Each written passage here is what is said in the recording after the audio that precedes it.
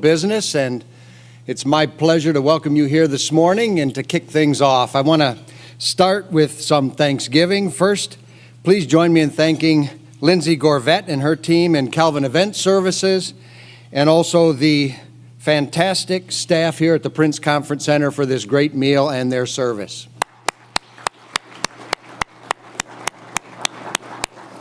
Second, please join me in thanking the team here that pulls together this executive breakfast series. That includes Bob Ames and Kristen Groom from the Calvin Center for Innovation in Business, Jeff Haverdink from the Calvin Alumni Association, and Courtney Banks Tatum and Ryan Lipsker and their team in the Calvin Career Center. So thank you very much for your great work.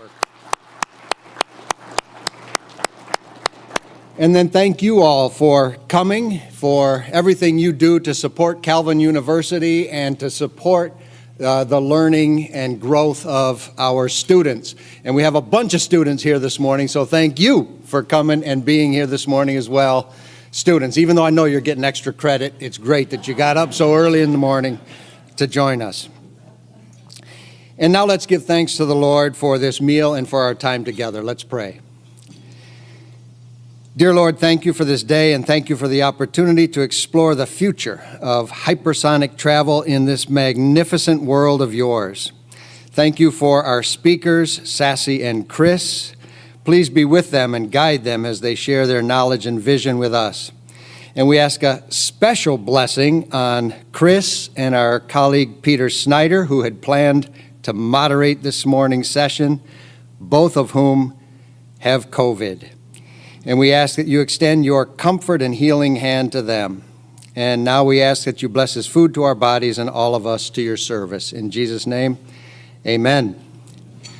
So as I mentioned, today we're going to be talking about the future of hypersonic travel with Sass Dugalby and Chris Palmer from Venus Aerospace. And they are here, but they're going to join us virtually. But before introducing our speakers, I want to just say a brief word about the Calvin University School of Business because, as you know, we are in strong growth mode.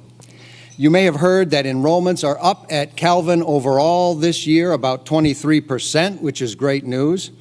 And in the School of Business, the news is even more encouraging. Our enrollments are up 27% over last year and 44% over 2021. So that's good news.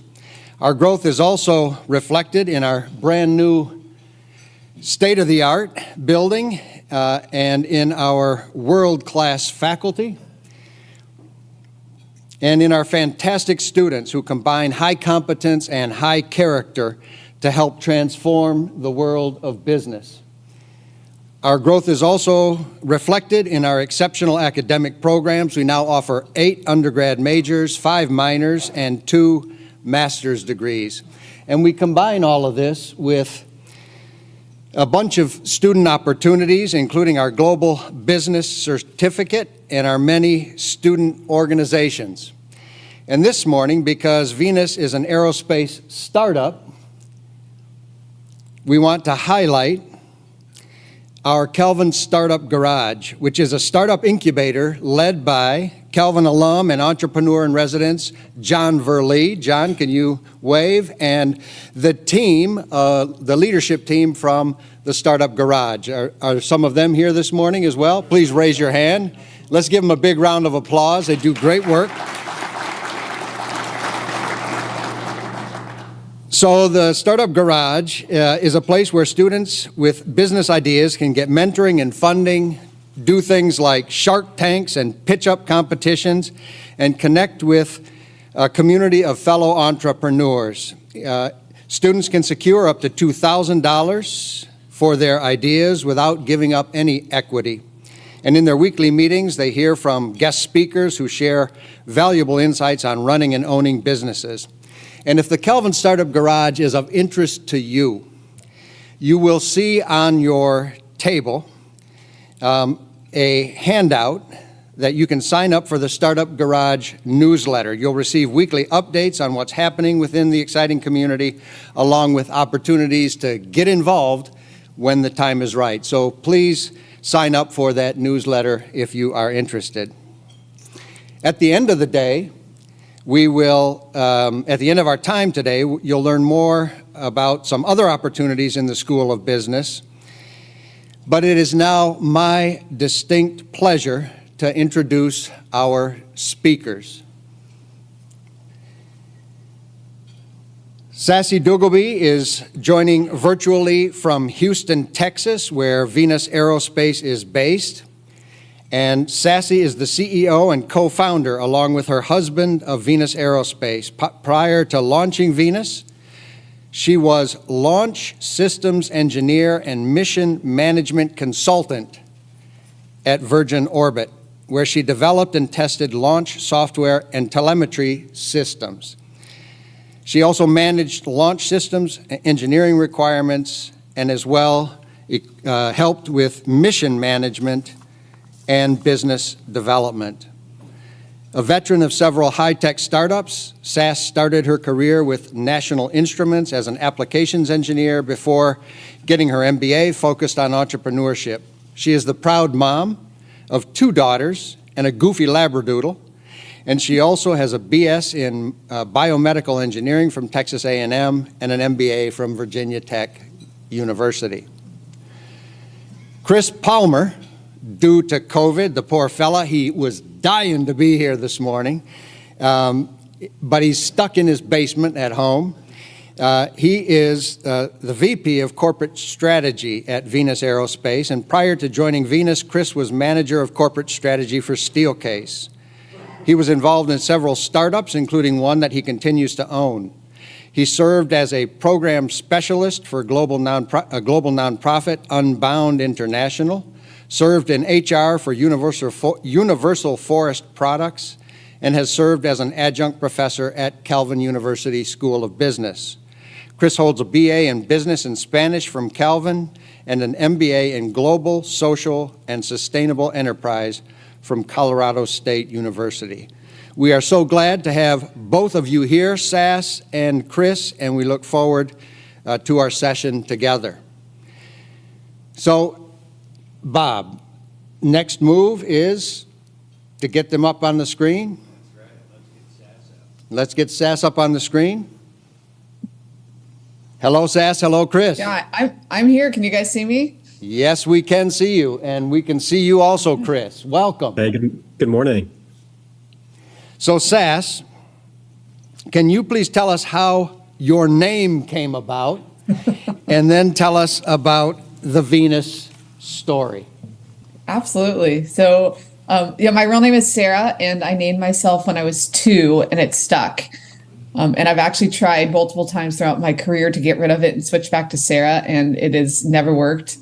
And now what's actually funny is working in aerospace, a lot of, we work with a lot with the United States Air Force and Navy and a bunch of pilots. So a lot of the pilots just assume it's my call sign. And I let them think that. So it works out okay. But Chris, do you want to do a little kickoff? Yeah. Hey, it's good to see everybody. I wish I could be there in person, but I'm stuck here in Ada in my basement with COVID. So I wish I could be there with you all at breakfast. So this morning, we'd love to give at least a brief overview of Venus, some of the technology and some of the story behind the company. I think it's important to understand some of that. And then as we kind of get through about 20 minutes of an overview, time for questions and answers, but would love to kind of show you a little bit more of what's going on at Venus. I'll hand it off to you, Sassy. Sounds great. And I do want to say the entire reason that Chris actually works at Venus now is because he reached out to me through the Praxis Network, which is a redemptive entrepreneurship network, to see if I would talk to his class at Calvin. And so the way the Lord works is sometimes amazing. And, we started a conversation and realized he fit a role that we were desperately needing at Venus. And so it's actually thanks to Chris being a Calvin adjunct that he now works for us and is really, our right hand in so many things that we do here at Venus. So, very, very thankful for him and thankful for Calvin because of that. So, thank you. But yeah, thanks for the great introduction. So, again, I'm Sassy Duggleby. I'm the co-founder and CEO of Venus Aerospace. And the question I have for you is, what if you could actually fly across the globe? Oops, now I can't move slides. There we go. There we are. What if you could fly across the globe and still be home for dinner? So what does that mean for business travel without jet lag, or a factory that's down that you could have a part there, or SEAL Team 6, or the president of the United States, or an ambassador? How does that actually change the world? And so that's actually what we at Venus Aerospace are thinking about all the time, is what if we could actually create this home for Denver vision? And so that would actually mean we could do San Francisco to Tokyo in 1 hour. And while that sounds really far-fetched, it's actually possible. But before we get into how this is possible, I want to talk a little just about our origin story. So that's a picture of my husband and I. Andrew is a PhD rocket scientist. Prior to starting Venus, we were both working for Virgin Orbit. And prior to that, he was actually a professor at Texas A&M in mechanical engineering for about a decade. And so in 2018, Andrew joined the Navy Reserves in, I think, 2012, 2013. And he's a lieutenant commander now in the United States Navy. And in the Navy, he does ship repair. And I always joke, why a PhD rocket scientist is doing ship repair is an entirely different question. And we can discuss that later. But I would say, knowing what I know now, it's because the Lord had a special plan for us. But 2018 was a really bad year for the Navy. And there were a bunch of collisions at sea of some Navy vessels, and they could not get those ships all the way back to the United States. They could only get them to Yokosuka, to the Pacific shipyard in just south of Tokyo. And so Andrew got a call it was actually, we were watching the Olympic Games kickoff, and he got a call from his commanding officer that said, "Hey, we need your help in Japan. Would you consider moving or deploying?" And so we found ourselves, he came and told me, and he said, "Hey, they want me to go to Japan for 6 months." And I said, "Well, can we bring the girls?" And we looked into it and said, "Sure." So we actually picked up from Southern California and moved to Japan. And it was sitting in Japan that it was literally a Sunday afternoon. We were sitting out on our balcony, looking over the Tokyo shipyard, similar to that. And we were talking about my grandmother's 93rd birthday was coming up. And it was, "Hey, do we fly back for it? How do we fly? It's 13 hours. Do I take the girls? I can't really leave them here with you. We don't have childcare." And we're talking about how jet lag is miserable and long flights are miserable. And it was the first time we'd ever really recognized kind of how big the world is because we were living overseas. And so as we were sitting there, Andrew said to me, he said, "Well, there's this new rocket engine coming down the pipeline that's been theorized for about 30 years. And he said, I've been watching it as a professor, and then he was watching it at Virgin Orbit. And he had always been thinking about how could you use this rocket engine to put more things into space. But it was sitting in Japan in that moment that he said, this rocket engine is way more efficient. I think we could actually use it to put on a plane with wings and landing gear, and we could be home in an hour." And I laughed at him at that moment. But fast forward, 5 years later, and here we are actually pursuing that dream where we're trying to put a rocket engine on an airplane that would enable us to do 1 hour global travel. And so, really the question we get all the time, is this really possible? And the answer is yes. And so before I dive into how it's yes, I actually want to talk a little bit about, where we are today. So if you would have hopped on this pitch with us 3 years ago when we quit our job, so we got Virgin Orbit all the way to launch. We were at Virgin Orbit, we were launching rockets off the wings of 747s. We got Virgin Orbit all the way to launch and quit our jobs, middle of COVID, kids were home. It's the perfect time. There's moments we thought, are we crazy? But started to fundraise, and nobody at that moment was talking about hypersonics. Hypersonic is just the definition of faster than Mach 5. Mach 1 is faster than the speed of sound, but nobody was talking about it. And all of our pitches would have been just around, internet global travel. But since that time, there's been kind of a defense move. But what we tell people is hypersonics has been here for a long time. And if you look at this plane, does anybody know what plane this is? I realize it's hard to interact with the crowd, but so it's the plane dropping off the wing of that airplane is called an X-15. And the X-15 was a rocket plane that flew from 1959 to 1968 over 200 times. It flew Mach 5, Mach 6, Mach 7 with the pilot on it. And so, really, we've already done this. And something as society, we've actually gone backwards. in terms of speed. The Concorde was flying across the globe. I've actually talked to quite a few people that flew on the Concorde, and now you still can't even go that fast. And so we've actually gone backwards in terms of speed. And the other thing that's happened is hypersonics has actually come to the forefront of defense. So if you want to talk about, with Russia and Ukraine, Russia has used hypersonic weapons. China has sent hypersonic weapons around the world in orbit and then called them down. And so there's been a massive push forward in terms of hypersonic technology. So there's been a bunch of tailwinds for Venus that have helped. And I actually joke one of the very best things that helped us is Top Gun Maverick, because, what happens there in the opening scenes is, Tom Cruise is trying to push his plane to Mach 10, and he melts it. And so because he's using a jet, he has to fly low, which means the friction on his vehicle is crazy high, and he melts his vehicle. Well, because we're a rocket, we can fly higher and cooler, and enable missions that are, get us across the globe in an hour. But at the end of the day, it really all comes down to this rocket engine. This engine is called the rotating detonation rocket engine. Our marketing team jokes that we really probably need to rebrand this because people hear that as exploding exploder engine. But it is the rocket engine that truly unlocks the hypersonic economy. And we like to use that language. Airbus Ventures invested in us in this past round, and that was the language they used in their press release. And it's true. It creates things that have never been possible. So I'm going to talk a little bit about the technology here. So this obviously does not look like a standard rocket engine that you would see sending SpaceX rockets to launch. Usually those have the big, huge, giant bell. They're really, really big. This rocket stands up. It's called a rotating detonation rocket because you can see this circle here. And I don't know if you can see my mouse going around, but this annulus here is important. So what we do is we stand up a detonation wave, and detonation is just the scientific term for supersonic combustion. So if you go back to kind of campfire 101, what do you need for a fire? You need fuel, you need oxygen, and you need a spark. And so like a SpaceX rocket or a Apollo rocket that we used 50 years ago, they just literally create a campfire burning in a chamber, and then you get the thrust from it by nozzling it down. So what we do is we stand up a detonation wave, and detonation is supersonic combustion. Campfire is subsonic combustion. And it'll travel around and around this annulus 20,000 times per second and create more thrust. So you get 15 to 30% more energy from the fuel. And that energy is what allows us to not carry as much. We don't have to carry as much fuel, which means we can have wings and landing gear and all the things that actually make a rocket plane finally work. But instead of talking about it, I'm going to show you some videos. So we moved to Spaceport Houston.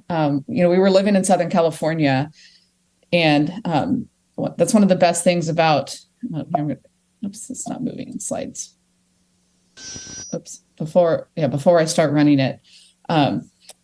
The reason we moved to Houston was because it fits in with our home for dinner vision. When we worked for in Southern California, headquarters for Virgin Orbit was Long Beach, and then our operations were testing for rocket engines was out in Mojave. And so when Andrew took over as head of launch ops, I worked in Long Beach. He worked in Mojave. I was a single mom for 3 years, practically. And so when we started Venus, we needed to find a place that we could do everything in one location, and learned that the Houston spaceport is at Ellington Field in Houston. It's the only urban spaceport in America. And so when we went and said, hey, here's what we're looking to do, we said we want to fire rocket engines, fly drones, fly experimental aircraft, and ultimately fly commercial aircraft. And they said yes. And so when I show you this video is literally outside of our hangar door in the middle of Houston. And so, just to give perspective of what we've been able to do in the middle of the city. Well, let's see here.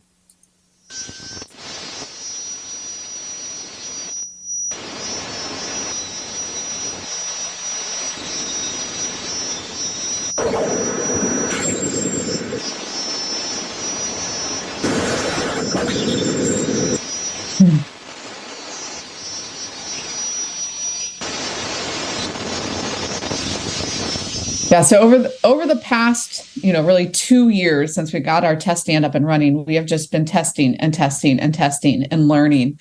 And I'm going to flip to a high-speed video so you can see what's actually happening.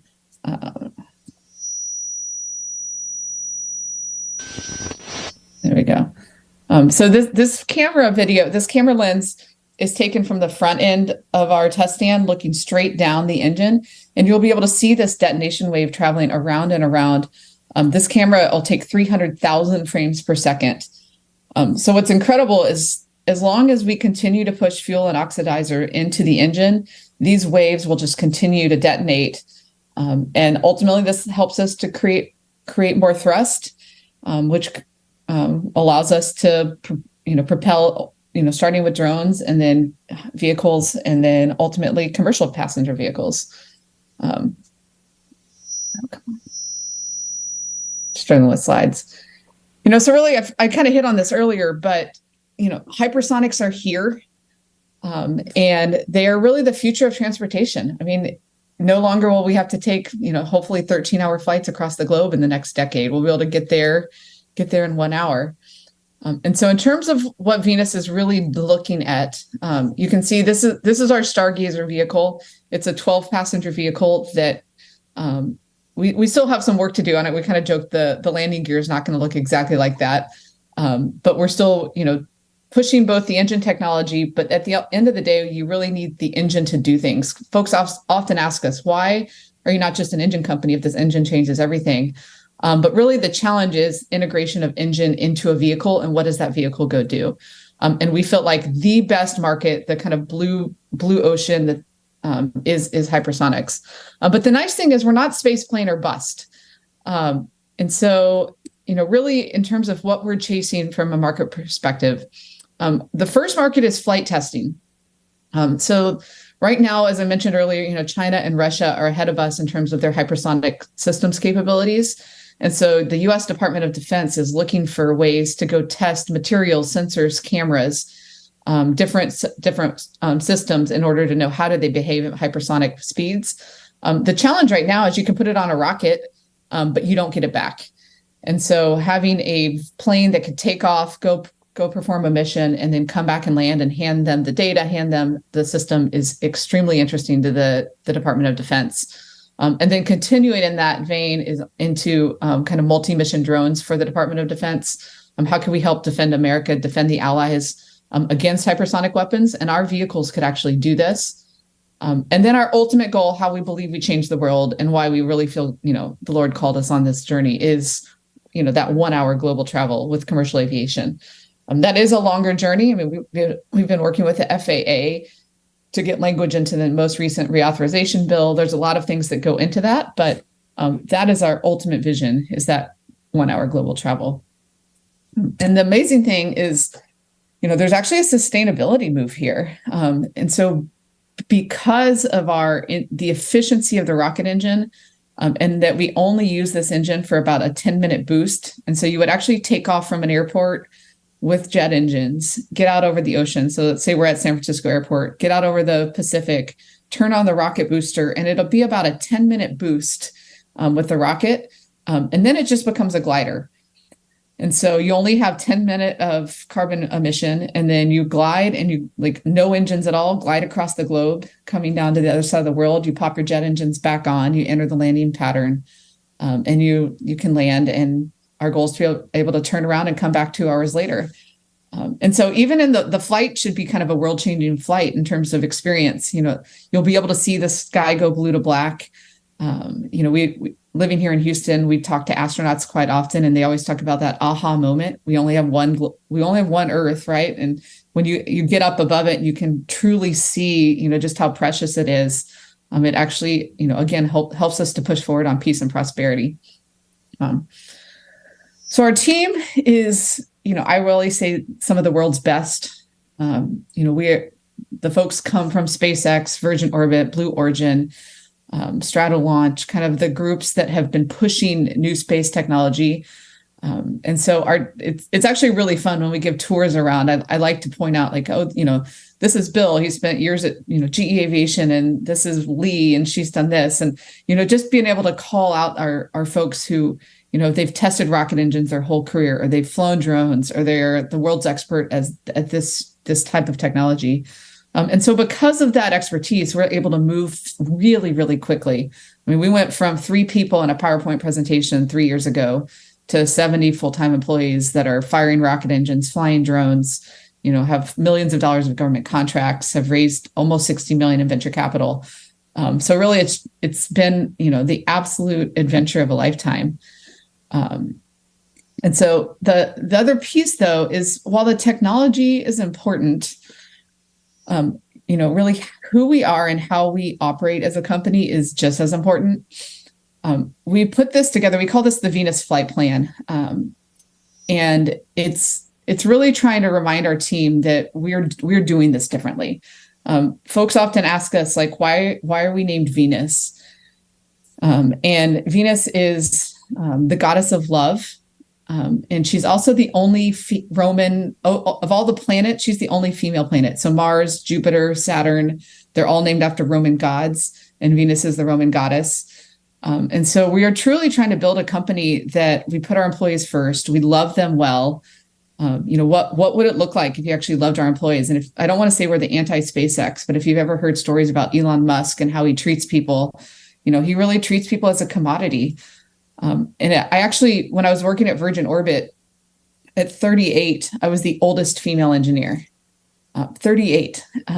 So it's a little bit, and made Andrew and I reflect on, like, what's wrong with the industry, that there's a lot of 25-year-old female engineers, and by the time they get to the 30s, there's a few, and by the time they're 40, there literally are none.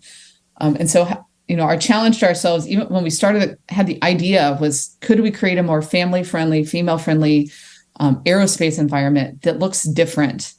And I'm excited to say we're doing it. I mean, we have a home for dinner vision, and we truly, like, if you work, we want to fly you across the globe and have you home for dinner. And if you work for us, we want you home for dinner. And that's really important because, as, husband, wife, founding team with 2 young daughters, and they're not as young anymore. They're now 11 and 14. We only have a tiny window left with them. And I want to make sure I'm sitting at the dinner table, eating with them and talking about their days, and, being able to live life beyond just the business. And so, it's a constant tension between, we've got to go fast. We've got limited resources in terms of funding, and, we've got to go do these things. But I truly feel like at the end of the day, the most important thing we're doing is not the technology, but it's the culture and how we're building the company. So happy to talk, more through that if helpful.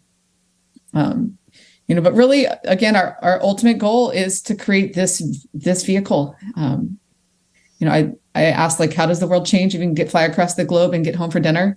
And we truly believe that brings peace and prosperity. Anytime you see increases in transportation speed, whether you went from trains to automobiles to airplanes, the more connected the world is, the less war there tends to be. We're not warring with Mexico and Canada anymore. We're really close allies because of the ability to be neighbors, and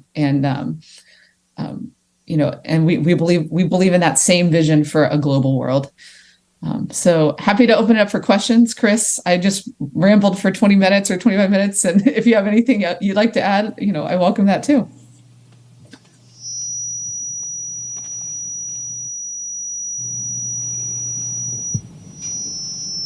Go ahead, Chris. Anything that you want to add? No, I would say too, it's from my perspective, and it's interesting. I've already been at Venus for over a year, and a lot of the things that Sassy has told me, like in our original conversation a year ago, when she came and spoke when I called her originally to ask her to speak at Calvin. So again, this is her second time speaking at Calvin. I had her at the first time for my class, but ultimately, I remember her telling me the story, and I was like, man, like, this is the biggest vision I've seen in a long time. And I think I had the same question, like, is this really true? Like, can this actually happen? And then when at the end of the conversation, Sassy said, hey, there might be a really great fit for maybe you coming and joining us. And so I remember going down to Houston for the interview process. And I mean, the spaceport in Houston, I don't think Sassy talked about it enough, but like, it's really cool. I mean, we have like this big hangar at Ellington Field next to NASA. And so NASA has their T-38 trainers. This is where all the astronauts are training their flights. They're basically just flying on these little tiny jets right next to Venus's headquarters. And so I remember when Sassy had me down there and I got to meet the team, I remember it was kind of, it felt like a movie. It was, the sun was rising in the east and I was walking in the hangar with Sassy and she goes, "Hey, this is a crazy big vision. Would love for you to join us on this journey. Like, would you be open to joining us?" And I was like, how do you say no to this? And even a year later, it's a really beautiful company. It's a really beautiful vision. And yeah, it's complex.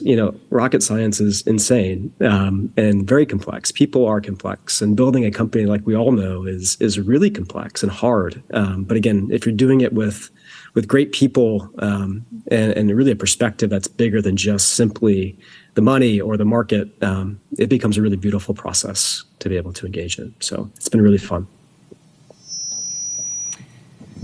Great. Just to let the two of you know that we can hear you well and we can see you well. Can you also hear me okay? Yeah, we can hear you great. Great. Yeah, we great. got you. So If I stop sharing, does it make us larger? Here, maybe that'll be. yeah, it makes you larger. And thank you very much for that. That's great. Chris is still a little small, but okay, we can work with this. We still see him. So Sass, we at Kelvin are really interested in getting one of these planes because our president, Wiebe Boer, who is here this morning, he lives on an airplane, and we're hoping that if we get one, we maybe have him here on campus a little bit more. When do you expect these to be in production? Yeah, great question. When we started the business, we always said no sooner than 2030. And that's suddenly 7 years away. So maybe it'll be a little further off than that. The largest challenge for the large commercial planes is going to be regulatory. The FAA thankfully cares a whole lot about safety of its passengers. And so fortunately, because we can start with drones, we can buy down a ton of risk. And get our vehicle flying and kind of prove out the full technology as we scale towards the full scale vehicle. So we always say no sooner than 2030, but that'll depend on the right capital. 2030 is, that's 7 years away. I'd put it probably a little further at this point. It sounds good. Thank you. And as Chris has said, this is a big and bold vision. So thank you very much for coming to share this with us, both of you. I am curious about what your studies have shown about what impact this will have on the human body to go that fast around the world, crossing so many time zones. So one of the very best things about being here in Houston is NASA Johnson Space Center is literally down the street from us. And so we have had their human factors team run our analysis of what our trajectory would look like, and they said it's no big deal. So it would be equivalent of about a 10-minute takeoff. So it's about 0.3 Gs when you take off in a plane off the normal runway. And so you would have about 10 minutes of that to boost up to Mach 10 or Mach 9, which is 6,600 miles per hour. And so you don't have to be an astronaut. You don't have to be SEAL Team 6. Normal humans should be able to handle it just fine. And then you might be a little bit lighter as you glide across the globe, but we're not going all the way into orbit, so it's not like you're not going to have the full astronaut experience. You'll just get the view. Very cool. You had talked a little bit. You mentioned that you met Chris, or the two of you met through Praxis, which is all about redemptive entrepreneurship. And our Kelvin Startup Garage is also all about redemptive entrepreneurship. And so I was just wondering if you could say a few words about that, how that factors in Venus. And you have mentioned a couple of aspects, but if you could drill a little bit more deeply into that. Yeah, no, I mean, I truly believe so I was a Praxis fellow, I think 2 years ago. And just the mentorship and the vision they were able to cast of how you could create a more redemptive experience. And with redemption comes sacrifice, right? And so Jesus was the ultimate sacrifice. And so where do we as Venus sacrifice? And a lot of it that is in how we treat our people in terms of the hours. So the aerospace industry culturally comes from a very long hour work world. So it's kind of the sacrifice, and I've reflected a bunch on why, and I think it's because aerospace was really born out of war, right? It was born out of World War I, World War II, the space race, Really, that industry has been built on kind of serve your country, give all for your country, for this larger vision. But in that comes really long hours. And I mean, it was not abnormal to have a 7 p.m., 8 p.m. meeting on a Thursday night when I was working at Virgin Orbit. And I know SpaceX is even worse. I mean, I hear stories of Elon Musk calling meetings at 1 a.m. And so I think because of that, that limits who actually can work there, especially as a mom. It's a 7 p.m. Thursday night meeting just did not work for me. And so I felt like my career was put on hold. And so a lot of our vision is that home for dinner vision that, we want you to be healthy and whole. We want you to have a life outside of work. We don't feel like work is the most important thing in the world. We think there's way more important, family, God. There's many more things that are far more important than just this technology and building a business. And so a lot of it comes through kind of the culture and how we treat people. Even the lens, like we talk about loving people well, like, unfortunately we had to do a little bit of a reduction in force this year just because of the fundraising market. But even we looked at how do we lay people off well? How do we make sure that they've got the benefits and the package that takes care of them? And so just really trying to look at the company from a lens of love, and how we can truly love our employees in ways that other places don't. And I feel like it's working. We're able to hire the very best. And I actually say sometimes these people come in with some PTSD of how they were treated, especially at some of these, cutting edge aerospace companies that are all over the news and rewarded for their success technology wise, but not necessarily from a culture standpoint. Great, thank you. Chris, could you maybe speak a little bit to that as well, from your perspective on the culture and the values that sort of run Venus and how you experience that? And then also talk a little bit about how you, as VP of strategy, integrate that into strategy, and how do you build a strategy for this exciting product? Yeah, it's a really great question. And I think when I think about like my time at Praxis, I was a Praxis fellow back in 2015, 16. And I think one of the big things that I took away, and I still have it in my journal somewhere, but the idea that your North Star, your vision of a company ultimately has to be a truly noble journey to go on. Because like if Venus's goal was to be a $5 billion company, like that's where we're trying to get to. Like, I'm not sure if it would be a noble goal. I think the ability to actually go after something that's noble, the closer you get to that goal, the more you're going to become like that goal. And so you have to make sure that your North Star is truly something that you want to form yourself into, because you're going to spend a lot of time with these people. You're going to spend a lot of time and effort and hours going towards something. So it needs to be bigger than just simply money or a number goal. And so when I think about like, how do you translate that? I think corporate strategy is actually a really funny and interesting framework. Because I remember when I was talking to Sassy, I said, hey, I've been doing this corporate strategy thing for, 3-4 years, 5 years, and it's been really, really fun. And part of it is being able to kind of bridge this gap between tactical execution, but then keeping in mind where that North Star always is. And so I always talk about corporate strategy always being like, hey, it's a choice-making activity. It allows you to understand like what you're saying yes to, but it also, more importantly, helps you understand what you're saying no to. And at every startup, I mean, we all do this. It's like the amount of yeses, we say yes to a lot of things, almost too many things, where you become distracted. And so in my mind, how do you kind of incorporate that redemptive entrepreneurship or that lens or the ability to kind of keep in mind of like this larger North Star? You leverage frameworks and practices like a corporate strategy to be able to kind of glue that in and just make sure that we don't lose our way all the way. My grandpa was a navigator in a B-17 back in World War II. And it's interesting. I recently just found his journals. So apparently I'm not the only journaler.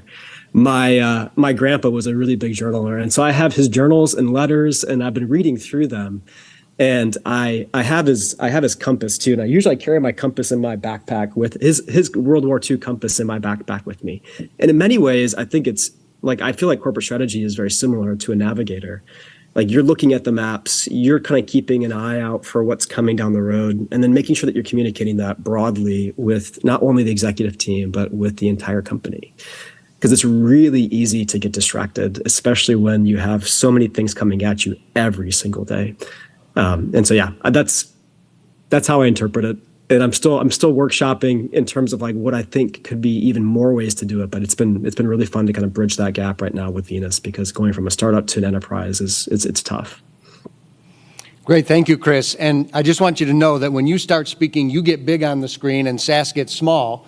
And we can see your Calvin pennant on the wall behind you there. So good job. Way to go. Way to represent. Hey, I've had that up there for years. Yeah. So let me turn it over to you, the audience, for any questions that you might have. And Bob Ames is in the back with a microphone. And so just raise your hand and he'll come over to you and you can ask your question using the mic. Way over there on the side.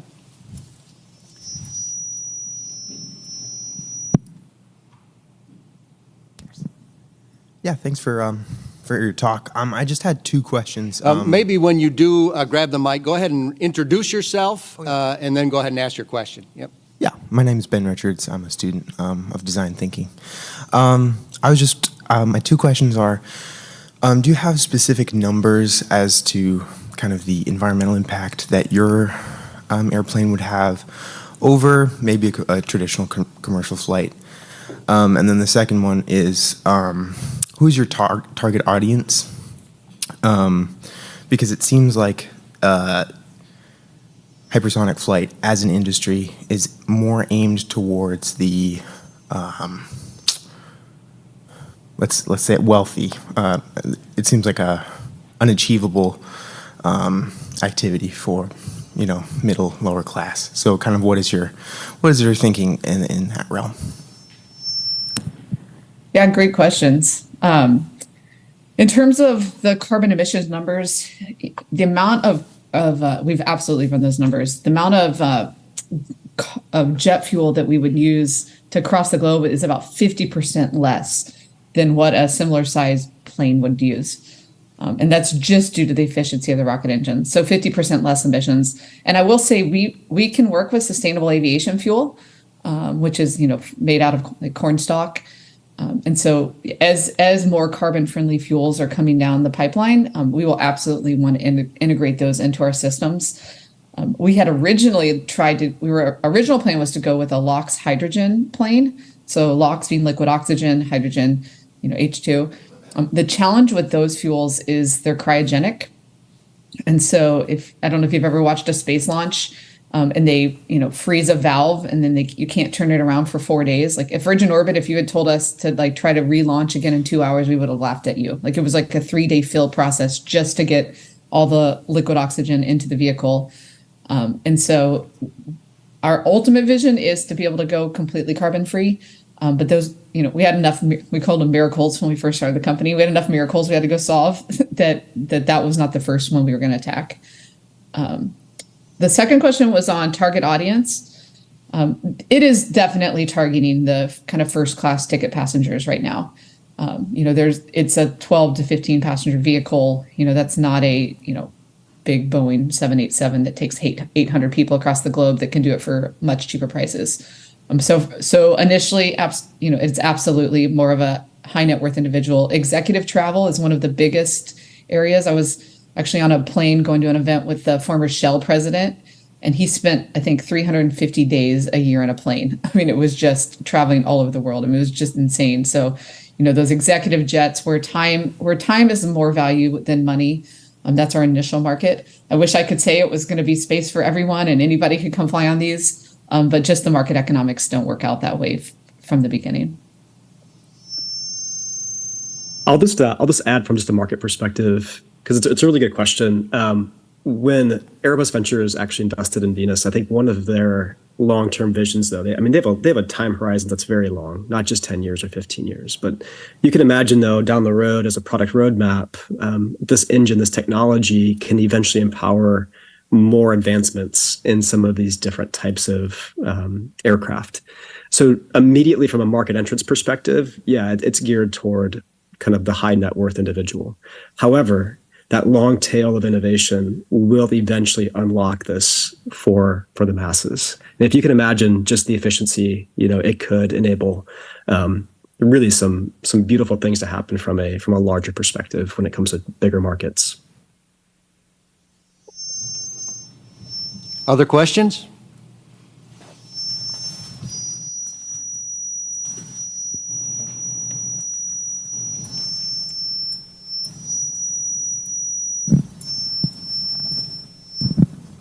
Hi, thank you for being here. It was really interesting hearing about your awesome company. I love the goals. I'm Thomas Friedeveld, by the way. My question would be more, are you seeing limitations for your flights, kind of like you saw similar in a Concorde, only being transatlantic, transpacific, only over oceans considering the sonic boom, and as well as different airports for that runway length for those hypersonic planes? I assume you might be limited into like those very large airports. So how are you going to be kind of tackling that? It seems like you might be a little bit limited on what actual flights this plane will be able to perform. I apologize. I missed the first. What was the first question? Yeah, sorry, it's all kind of one question on kind of how are you going to handle what are going to be some of the limitations of the aircraft on maybe, what specific flights you'll be able to do, whether it would only be like over oceans or between specific airports. Yeah, thank you. I was trying to write them down and my dog barked, and so I got distracted. Apologies. So in terms of limitations, right now correct, you cannot sonic boom over land. We actually got some really great legislation put in on this most recent FAA reauthorization bill that's coming right now that was tell us the altitude at which you can fly, that there is not a speed limit. So we happen to know when the space shuttle came in from orbit, which the space shuttle is a great example for Venus because it, orbits Mach 25 and then it would slow down and it would start gliding about Japan and about Mach 15. It would glide from Japan to the United States in about 35, 40 minutes. But nobody in Kansas or nobody in Michigan, when the space shuttle flew overhead, looked up and said, what was that? Nobody heard it. It was too high. It was only when it got down low down by Florida that you could finally actually hear it. So we happen to know from space shuttle data that altitude is about 110,000 feet. And so we've asked for the US, the FAA to tell us, hey, what altitude could we fly that there wasn't a speed limit, which could now mean we could take off from LA, go up over the ocean, where you do this initial sonic boom and then cruise across the globe or across the United States and come back down in Washington, D.C. And you could do LA to D.C. in 35 minutes. And so we will absolutely have to sonic boom over the oceans. But then hopefully we can then fly over land. And that's why if all of our early pitches are almost always San Francisco to Tokyo, because that get out over the Pacific and then go across the globe. In terms of length of runway, the limiting factor for us currently is Ellington Field. It is the shortest runway of any route that we would want to take off from. It's a 9,000-foot runway. We're in discussions. Ellington has plans to push out the runway to about 11,000, 12,000 feet, which would really help us. But we're using that as the requirement for our plane to be able to take off. So it shouldn't be limited to the big international airports, but for the most part, that I imagine those initial flights is where we'll be going into. Thank you. We got another question right here. Hey guys, this is Brett Logan. I'm an entrepreneur in the private aviation space, so I'm just curious, as you alluded to it a little bit before, but as you're fundraising in this environment for some pretty expensive technology, can you just talk a little bit about the journey with that and what kind of investors you're targeting, as you go out and pitch? Yeah, no, fundraising has been the story of my entire career. The last 3 years. That's pretty much, I feel like, all I do. So we closed an initial seed round of $3 million in January 2021. That's when we actually moved the company to Houston, and that was led by a group called Prime Movers Lab. I believe they're one of the premier kind of deep tech seed and Series A venture funds, and they like to back technology, deep technology that impacts billions of people. Is kind of their premise. It actually worked out. They put out a blog why we invested in Venus Aerospace, and then we immediately got. I would have invested all these answers. And so I ended up taking in about another 10 million, which allowed us to go build our own test stand. They came to us a year later and said, you guys are crushing it. Here's a preemptive Series A, just keep building. And that was 20 million. Hindsight 2020, if I knew that the market was going to collapse and be really rough this year, we would have gone out and raised more, but we didn't know that. You don't know what you don't know. And so then this year in January, we went out to raise we were going to raise $100 million Series B and go big with capital. And that kind of follows a lot of the patterns of some of the other aerospace companies that are a little earlier than us. And we got out to go to market. And I mean, it was, fortunately, we had some early investors say, hey, the $100 million Series B right now is completely dead. Like, nobody is writing those checks. So we went back to our board and they said, what if we just did a smaller kind of bridge round and do an A2? And so we got a term sheet for a $25 million A2. And that is pretty much all I've done the last 9 months is try to fundraise that. And I got it to 22.5 million. We hit some incredible engine results. I mean, literally game-changing results last month. And our board said, close the round. Like that is a pop in valuation that we don't even want to take any more dilution on it. So that gives us enough money to go probably for the next 10 months. But we are already deep into our Series B planning to go raise we're trying to figure out 50 to 100 million. We're deep in exactly what cost we need with the goal to have that engine integrated onto a vehicle and have that flying. That's what the next round will be. So yes, it's capital intensive. But I always say it's a good hard quest. The markets that we unlock are so enormous that it's like, all right, if it takes us $1 billion, we're unlocking a $200 billion market. And so that's why it's not as scary as I would have originally thought. The other piece is because of the importance of what we're building for the Department of Defense. Hypersonics is one of the top 14 priorities for the DoD. It's often ranked as number 1 or 2 behind cybersecurity. We are able to get a lot of non-dilutive capital. And so we have a $30 million strategic funding increase that's been submitted that we're hoping to know by January if we get that. And so there's a lot of ways we can leverage DARPA funding, Air Force funding to really continue to buy down that risk as we build technology that both helps the U.S., military, but also, pushes our ultimate dream of that commercial travel. But we're always fundraising. If you're interested in investing, I would love to have a conversation because we will have a Series B opening up here in the next, I think we'll start probably in February, March, maybe even sooner. All right, our last question. This is Justin Minkfeld. I Kelvin alumni and run a digital agency here out of Grand Rapids. My question is around kind of the concept you said where time is more valuable than money. Thinking about the logistics of the commercial travel, when you're thinking about an hour-long flight, but then an hour of security and 2 hours of customs, et cetera, are you thinking that you're going to run as a separate FBO, completely independent from the airlines, or is that a miracle to solve later? What's your thoughts on that? Our initial plan has always been to be more the Gulfstream or the Boeing and sell the vehicle to an operator and then let them operate it. That is not an area that we know anything about, airline operations. So I think it will depend on the airlines. I'm with you. I can envision a more customized experience, especially for kind of the high net worth individuals. Yeah, you can get across the globe in 45 minutes, but you're going to spend 3 hours at LAX.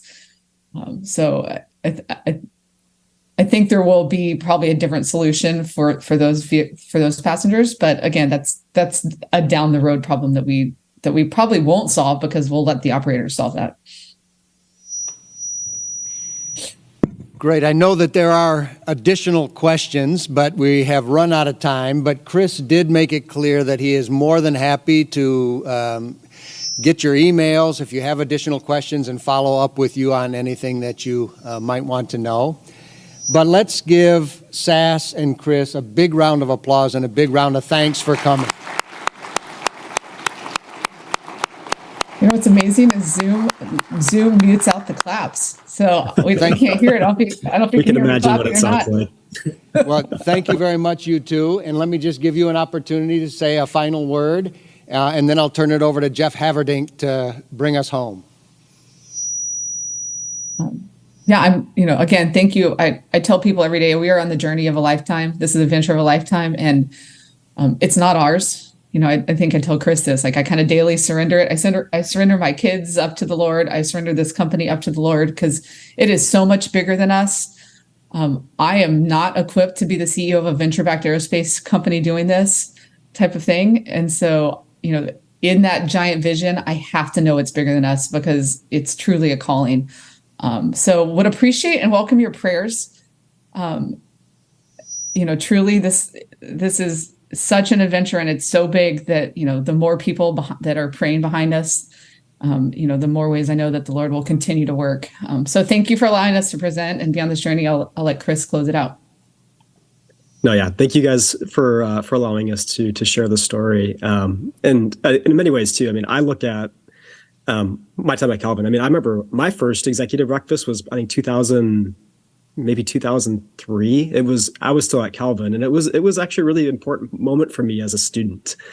And so I know a lot of great conversations happen in this room. And so I remember, when Bob asked me to maybe see if we could try to present, I'm like, yeah, let's try to find a way to do this, because I think it's a really good story, and it's a really different story to be telling. And the technology is crazy. But also, I would say that the coolest part about being able to share the story and being able for Sassy to share a little bit more about the vision of this company is that there really is a redemptive lens to it that's really big. And so thank you for allowing us to share. And again, if you guys have any questions, I'm always happy to chat about this. And, since I didn't get to meet you in person, I'm always happy to even meet up for coffee too over at Johnny's Cafe. Well, great. Thanks again, you two, and thank you for your bold vision and for bringing your faith to work in the way that you do. It's been a real delight to have you here this morning. Let's give them one more round of applause.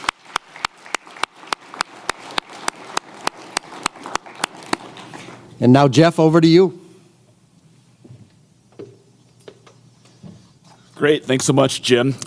As a kid that used to clean airplanes back in high school and college, that was fascinating. And I was thinking about the leading edges there in that plane and how to buff those out. But anyway, great to have you all here this morning. Thank you again for joining us. Just a couple quick announcements as we wrap up here. Like Jim said, if you do have questions for Chris, you are welcome to drop, thank you.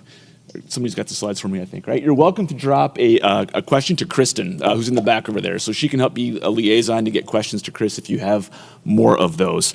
We're about to celebrate the holidays, right? But not too far from now, we will continue on with the January series. There we go. There we are.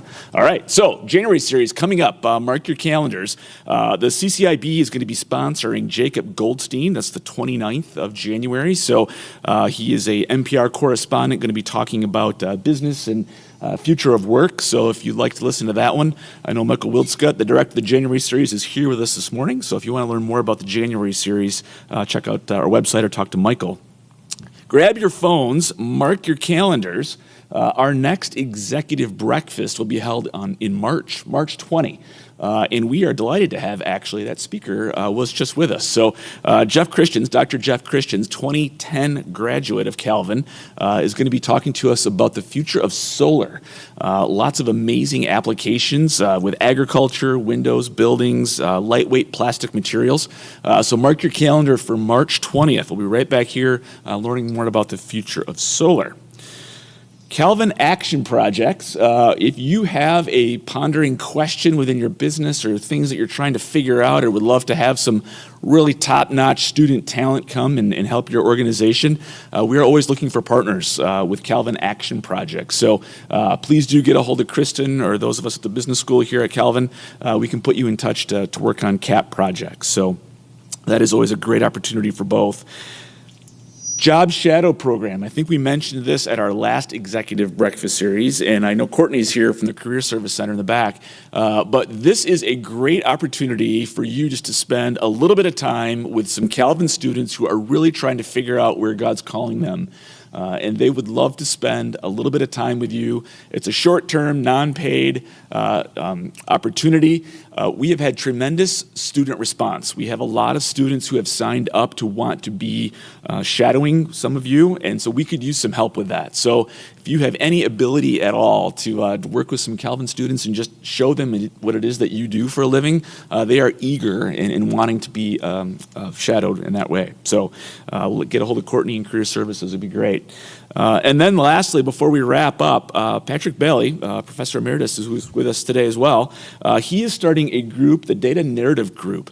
So if you have folks in your organizations that are into data analytics, they're going to be hosting a gathering here in December, right in the business school here on campus, looking at how to kind of combine storytelling and analytics and data.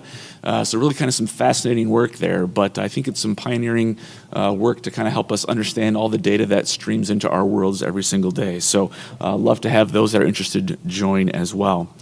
And with that, we are done for the day. So thank you again to the CCIB, the Business School, Courtney and the Career Services, the alumni team. Grateful to see so many of you here. Have an amazing, wonderful holidays, and we'll look forward to seeing you back here in March. So have a great rest of your week. Thank you.